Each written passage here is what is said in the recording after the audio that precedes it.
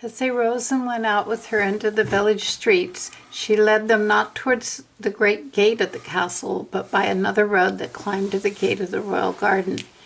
There the guards, knowing Darrell as the wolf captain, saluted him with honor and opened the gates before them. Beyond lay a fair and quiet place, a broad lake overhung with ancient trees, and about it were banks set with flowers of many hues. But though the garden was lovely, some unease lay upon it, as though beneath its beauty an old silence watched and listened. As they walked beside the shore, Fiona told them what she knew of the latest disappearance. At length they came near one of the oldest trees, whose trunk was bent and twisted by the burden of long years. There Fiona slowed and pointed to a mark on the pale sand by the water's edge. She said, "Here's the place where Captain Graith disappeared." At that name Darrell started, for until that moment he had not known who the missing guard was. Captain Graith had been his friend, a brave man, true-hearted and steadfast. Sorrow rose in him then, and anger also. Without delay Kira went forward and knelt beside the mark. Long she searched it in silence, laying hand upon the ground and calling upon her gift of tracking. For a time none spoke. Then at last she rose, and there was a troubled look in her face. "There's a presence here," she said, "strange and unlike any I have ever known. Yet it is dimmed and veiled by some sorcery unknown to me. The trail does not go on. It ends here utterly, as though all signs had been blotted from the world." "What do you mean?" said Darrell. "Almost always," answered Kira, "I can follow some remnant, a scent, a trace, a disturbance left by living feet.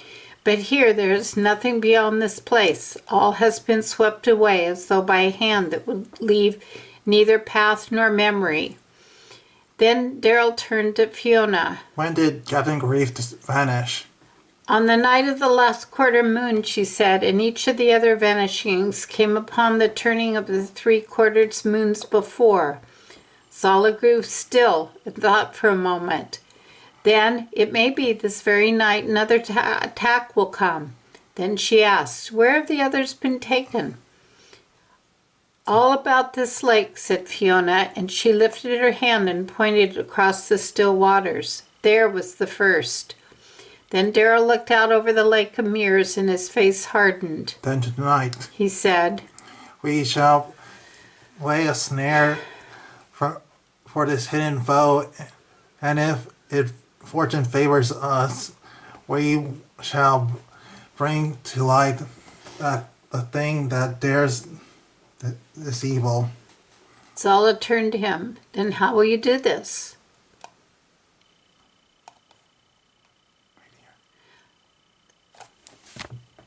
That's you.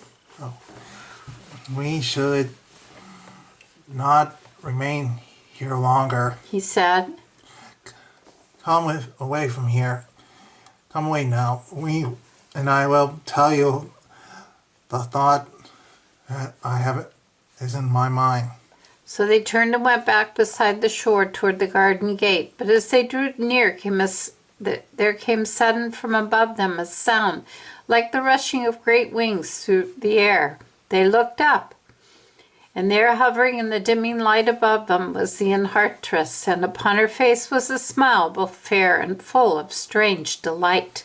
"May I join you, my friends?" she called.